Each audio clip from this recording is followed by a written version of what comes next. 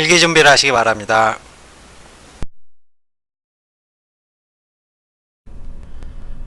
덕성여자대학교 2011학년도 수시 사회계열 문제 보겠습니다. 이때 사회계열 논술 문제에서는 역시 세계문항을 출제하면서 250에서 300자 사이에 이러한 단답, 서술형의 지필고사형 문제를 출제했고, 문제 1번에서는 배춧값의 파동과 관련해서 이것을 수요와 공급의 차원에서 분석해보고, 여기에 선물거래라는 이러한 개념을 도입했을 때 장단점을 추론해보거라. 그리고 문제 2번에서는 SNS의 양면성을, 그리고 문제 3번에서는 평등에 대한 다양한 개념들을 소개를 한 뒤 이 개념들을 농어촌 자녀의 취업 우대에 어떻게 적용할 것인지 학생의 견해를 묻는 문제를 출제를 하고 있습니다. 한 가지 덕성여대를 지원한 학생은 사회계열에서는 경제 문제를 줄기차게 출제한다는 사실 유념해서 보시기 바라겠습니다. 각 문항별로 서술 방향 확인하겠습니다.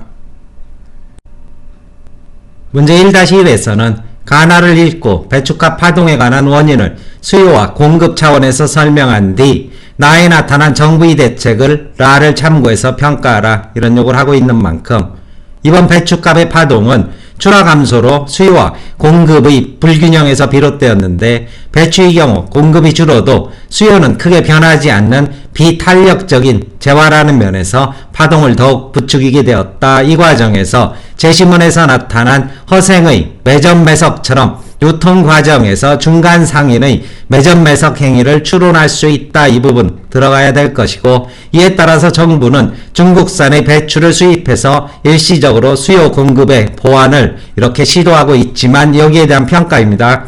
이는 장기적 차원에서 우리나라 농산물이 가격 경쟁력을 상실할 수 있다는 그러한 우려가 제기된다. 이러한 식의 키워드 잡고 서술하시면 될 것이고, 문제 2번에서는 달을 읽고 배춧값 폭동이 왜 무, 열무, 얼갈이 가격 상승을 동반하게 되는지 경제적 관점에서 이유를 설명하고 서술의 전반부가 될 것이고, 마에서 제시된 선물 거래가 배춧값에 어떤 영향을 미칠지 설명하라, 이런 요구를 하고 있는 만큼 무, 열무나 얼갈이는 소비자들에게 배추와 유사한 효용을 주는 대체제라는 개념 먼저 설명을 하셔야 될 것입니다. 따라서 배춧값의 상승과 더불어서 동반해서 가격이 상승하고 있다.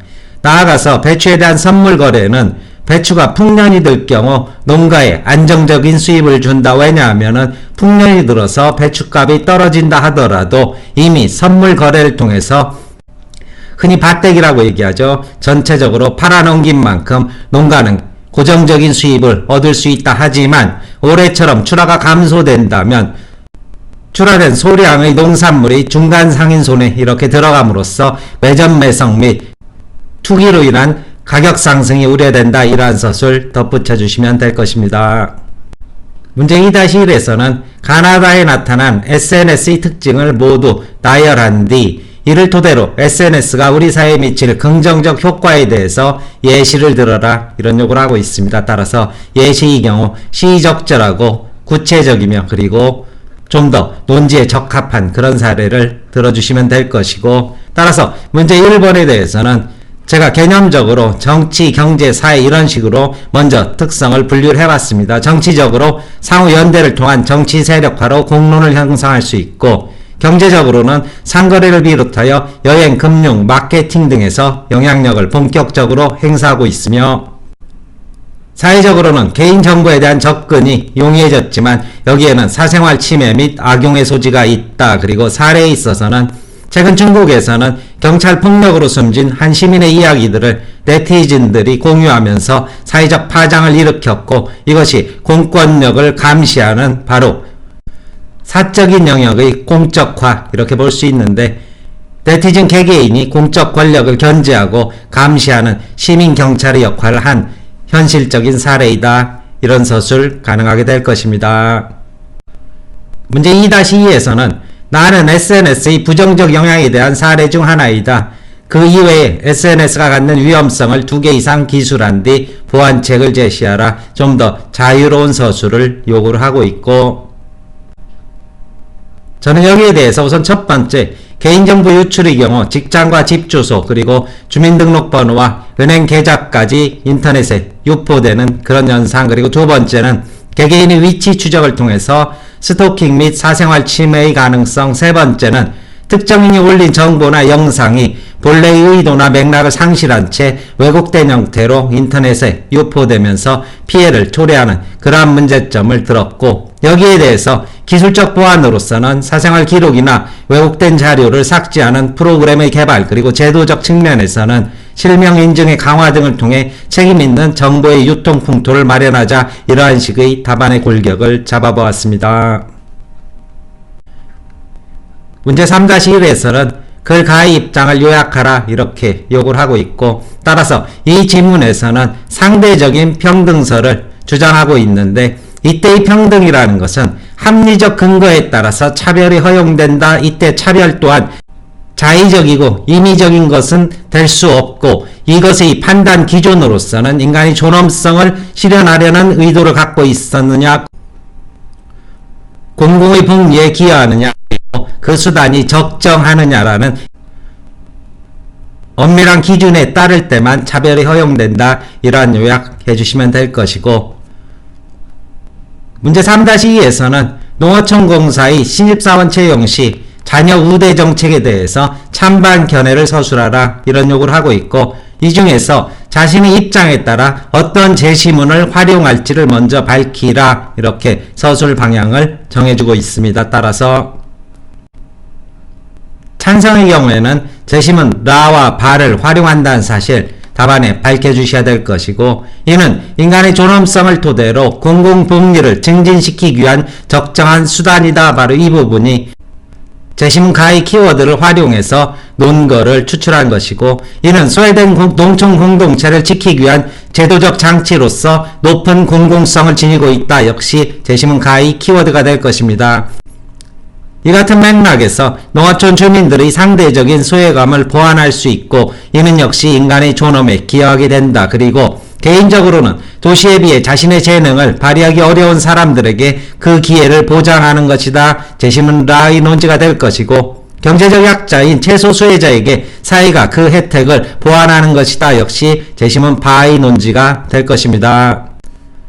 반대의 경우 제시문 다와 마를 활용해서 반대한다. 분명히 밝혀주시고, 이는 개인의 자유를 침해함으로써 다른 지역의 인간의 존엄성을 훼손한다. 역시 가에서 말하는 그러한 논거를 추출한 것이고, 사람은 모두 불균등한 만큼 자신의 능력에 따라 공평하게 일할 수 있는 자유가 있다. 제시문 다를 활용한 부분입니다. 더 나은 능력을 지닌 사람의 기회를 박탈함으로써 농어촌 공사의 발전이라는 공공성의 실현에도 장애가 된다. 역시 제시문 가와 제시문 다의 논거를 적용한 것이고, 출신 지역만으로 개인의 노력을 차별한다면 그의 재능에 대한 권리를 사회에서 자의적으로 빼앗는 결과에 불과하다. 제시문 마를 활용한 것입니다.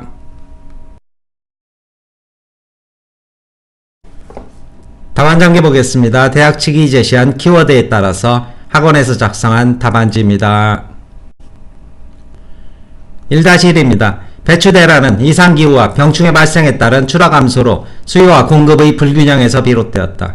더구나 배추의 경우 공급이 줄어도 수요는 크게 변하지 않는 비탄력적인 재화에 해당한다. 또 유통과정에서 중간상인의 매점 매석 행위도 배추값 파동을 부추긴 원인으로 볼 수 있다. 이에 따라 정부는 서둘러 중국산 배추 등을 수입하기로 했지만 장기적인 차원에서 또 다른 부작용이 예상된다.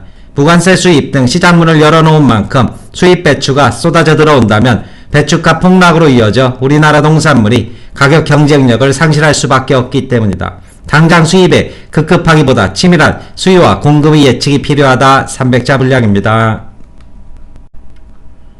1-2입니다. 무열무나 얼갈이는 소비자들에게 배추와 유사한 효용을 주는 대체제에 해당한다. 배추값이 오르면서 소비자들이 배추의 대체제로 몰리면서 가격이 동반 상승한 것이다. 배추에 대한 선물 거래는 풍년이 들 경우 농가에 안정적인 수입을 약속해 줄 수 있지만, 올해처럼 출하가 감소된다면 중간 상인의 매점 매석으로 이어져 가격 폭등을 부추길 우려가 있다. 선물 거래로 물건을 대량 확보한 중간 상인이 매점 매석과 투기 수단으로 재화를 활용할 수 있기 때문이다. 200자입니다.